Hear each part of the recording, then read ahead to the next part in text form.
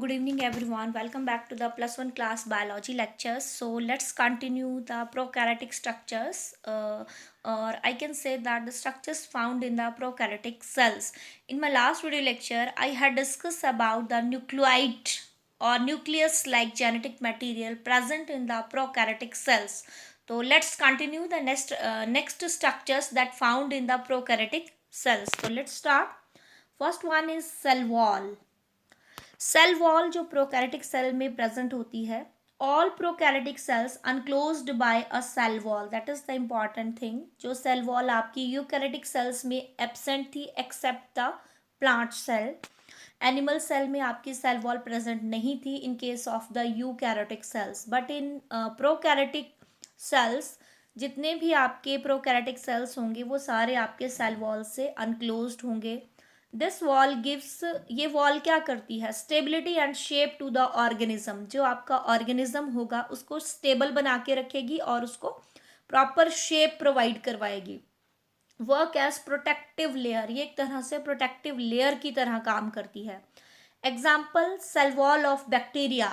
अगर हम बात करें कि बैक्टीरिया की जो सेल वॉल होती है वो किससे मिलकर बनी होती है, तो this is the important question. Cell wall of bacteria consist of peptidoglycan. ये आपका एक नंबर का क्वेश्चन आ सकता है कि बैक्टीरिया की जो सेल वॉल होती है वो किस चीज़ से बनी होती है. तो किससे बनी होती है, पेप्टिडोग्लाइकन. अब यहाँ पे नोट में एक चीज़ इंपॉर्टेंट देखिए. Some prokaryotic cell have outer capsule outside the cell wall. कुछ प्रोकैरियोटिक सेल्स आपके ऐसे होंगे जिसमें सिर्फ आपको सेल वॉल मिलेगी. सेल वॉल के अंदर आपको सेल मेम्ब्रेन मिलेगी, further cytoplasm and the next structures. But कुछ प्रोकैरियोटिक सेल्स आपके ऐसे होंगे जिसमें सेल वॉल के बाहर आपको एक कैप्सूल लाइक कवरिंग मिलेगी जिससे वो पूरा ऑर्गेनिज्म आपका अनक्लोज्ड होगा. Right. Now next one is plasma membrane या सेल मेम्ब्रेन जिसको हम कहते हैं. It is a double bilayer of phospholipids. जो प्लाज्मा मेम्ब्रेन या सेल मेम्ब्रेन होती है ये डबल लेयर होती है या बाइलेयर होती है फॉस्फोलिपिड्स की. Work as separate the interior and exterior of the cell. आपको पता ही है जो सेल मेम्ब्रेन होती है आपका होती है या प्लाज्मा मेम्ब्रेन होती है वो आपका इंटीरियर और एक्सटीरियर ऑफ द सेल को सेपरेट करती है. फॉस्फोलिपिड्स की किस तरह से अरेंजमेंट होती है और भी डिटेल में अगर आप देखना चाहते हैं तो मेरा प्रीवियस वीडियो लेक्चर्स हैं सेल मेम्ब्रेन या प्लाज्मा मेम्ब्रेन के बारे में, उनको आप गो थ्रू हो सकते हैं. Now functions of plasma membrane. Plasma membrane का क्या फंक्शन है. Plasma membrane is selectively permeable to ions and organic molecules. Means ये किस किस मॉलिक्यूल्स को पास होने देगी, आयंस और ऑर्गेनिक मॉलिक्यूल्स को. Regulate the movement of substances in and out of the cell. Plasma membrane या सेल मेम्ब्रेन जो है वो सिलेक्टिवली परमिएबल होती है. सिलेक्टिवली परमिएबल का मतलब होता है कि वो कुछ एक आयंस या कुछ एक ऑर्गेनिक मॉलिक्यूल्स को ही अलाउड करती है कि वो सेल के अंदर और बाहर आ जा सकें.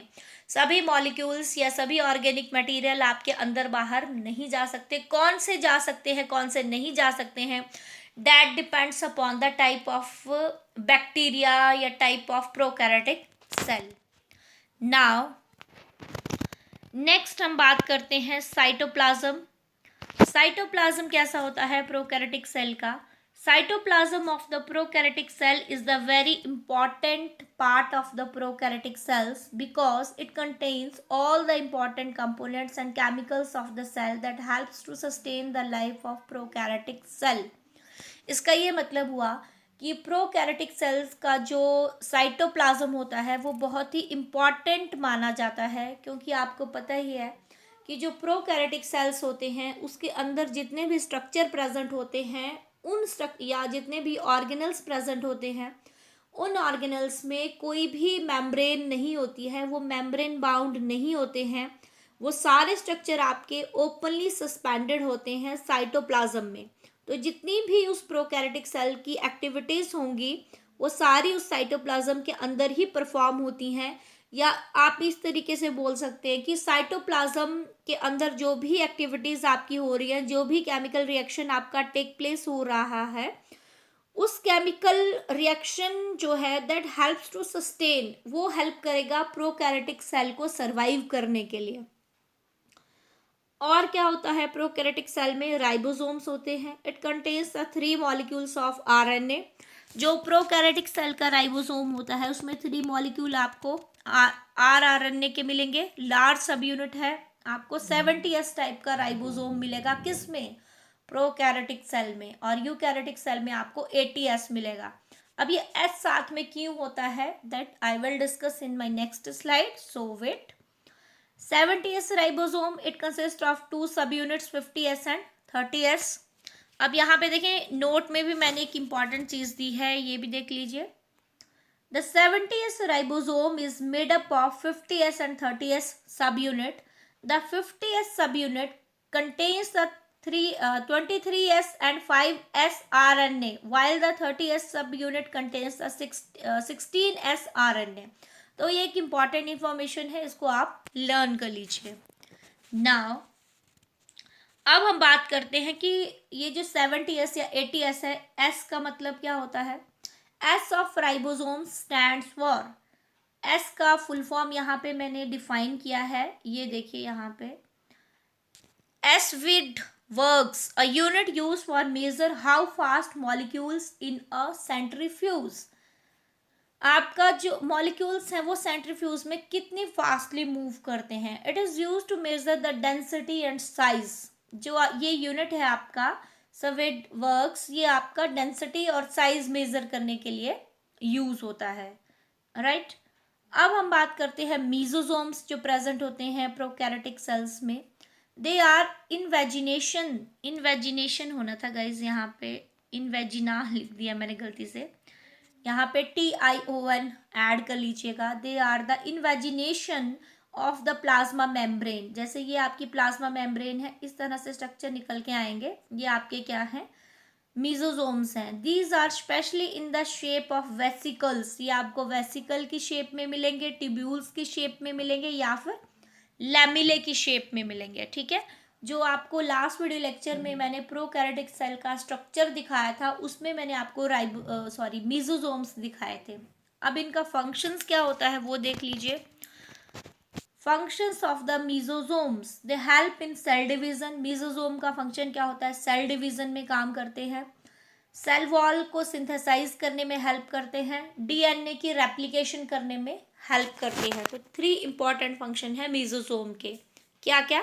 Cell division, cell wall synthesis and DNA replication. Cell division means जैसे आपका ये प्रोकैरियोटिक सेल है, जब ये अपने जैसा ऑफस्प्रिंग प्रोड्यूस करेगा by the process of asexual reproduction, तो जब ये सेल डिवाइड होगा, तो सेल डिवाइड होते समय जो है मीजोसोम हेल्प करते हैं सेल के डिवीजन में। सेल वॉल बनेगी दूसरे सेल की, अपने सेल की, DNA रेप्लिकेट करेगा, मीन्स प्रीवियस पेरेंट सेल में जो DNA होगा उसी की डुप्लीकेट कॉपी बनेगी और वो ट्रांसफर हो जाएगा टूवर्ड्स द ऑफस्प्रिंग, और I can say that the child cell, right.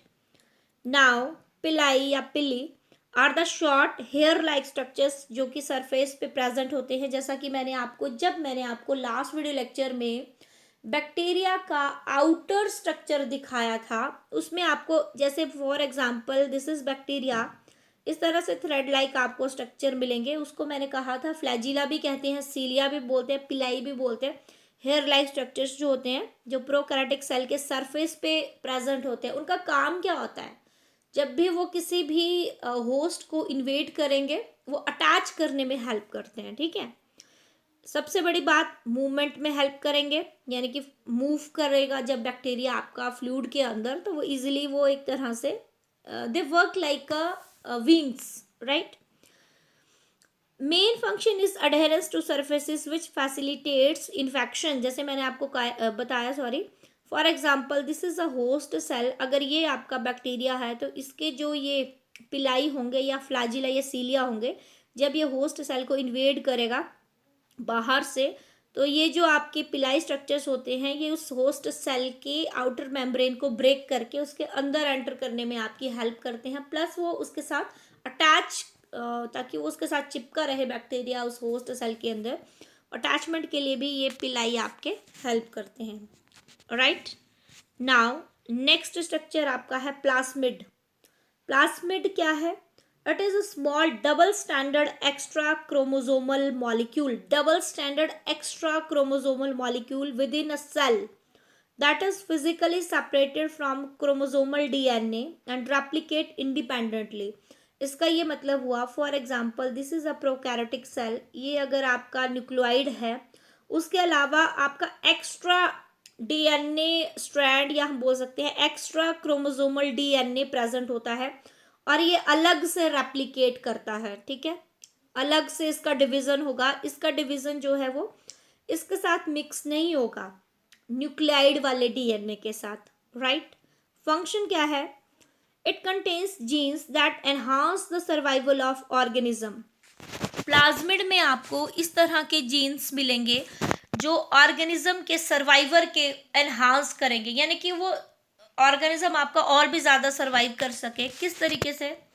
Either by killing the other organism, या तो वो दूसरे ऑर्गेनिज्म को किल कर देंगे, या फिर वो टॉक्सिन्स प्रोड्यूस करेंगे, और by producing toxins. Means plasmid क्या करता है? टॉक्सिन प्रोड्यूस करता है, जो भी दूसरा ऑर्गेनिज्म उस बैक्टीरिया को या उस प्रोकैरियोटिक सेल को किल करने के लिए आएगा, वो टॉक्सिन उसके अंदर एंटर करवा देगा, जिससे वो उसकी लाइफ सेव हो जाएगी और दूसरा जो ऑर्गेनिज्म है आपका वो डेड हो जाएगा।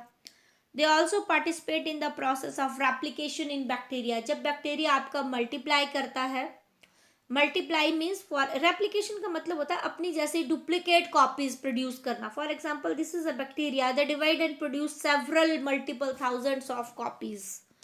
तो plasmids are resistant to antibodies. Plasmid जो होते हैं वो एंटीबॉडी को रेसिस्टेंट होते हैं।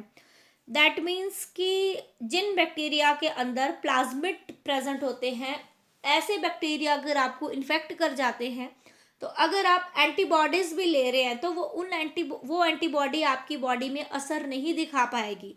उसके लिए क्या होता है, फिर अलग तरह की वैक्सीन्स लगती हैं आपको, जो उसी प्लाज्मिड का डेड मटेरियल जो है वैक्सीन के अंदर एंटर करवा के आपको दिया जाता है, ताकि फिर वो आपकी बॉडी जो है वो प्लाज्मिड जब डेड हो जाएगा बैक्टीरिया का, उसके बाद वो एंटीबॉडीज जो हैं उस बैक्टीरिया के अगेंस्ट रिएक्ट करना शुरू करेंगी। तो आप ये मान सकते हैं कि अगर किसी बैक्टीरिया प्लाज्मिड कंटेनिंग बैक्टीरिया है तो that bacteria is very dangerous type of bacteria. Right, now next and the last one is sorry, this is not the last one. In next video lecture I will discuss about the flagella. That is also a very huge topic. That's why I prefer to take that topic separately on my next video lecture. So this is last slide. Come to this capsule of prokaryotic cell. It is a large structure common to many bacteria. Maximum bacteria में आपको मिलेगा, cell wall के बाहर present होता है। ये polysaccharide layer से बना होता है। इट इज अ पॉलीसेक्राइड क्या है गाइस? कार्बोहाइड्रेट है, जिसमें कि क्या है, ग्लाइकोजन है, आपका सेलुलोज है। ठीक है, ये क्या है आपका पॉलीसेक्राइड है। पॉलीसेक्राइड की लेयर होती है जो कैप्सूल होता है आउटसाइड द सेल एनवेल्प और cell wall. It is well organise structure so can not easily washed off. ये बहुत ही वेल ऑर्गेनाइज स्ट्रक्चर होता है, इतनी आसानी से नहीं टूटता है।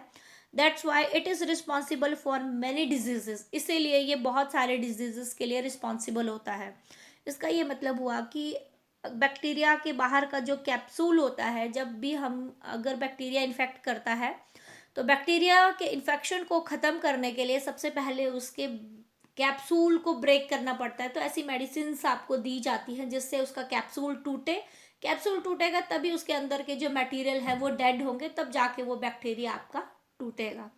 राइट, तो this is all about the today's video lecture. So guys, wait for my next video lecture for flagella of bacteria. So if you like my video lecture, please like, share and comment me, and don't forget to hit the bell icon for more video notifications, and please share my videos to the students who who actually need the syllabus or who actually need the knowledge. Thank you so much guys. Thank you so much guys. Take care. Bye bye.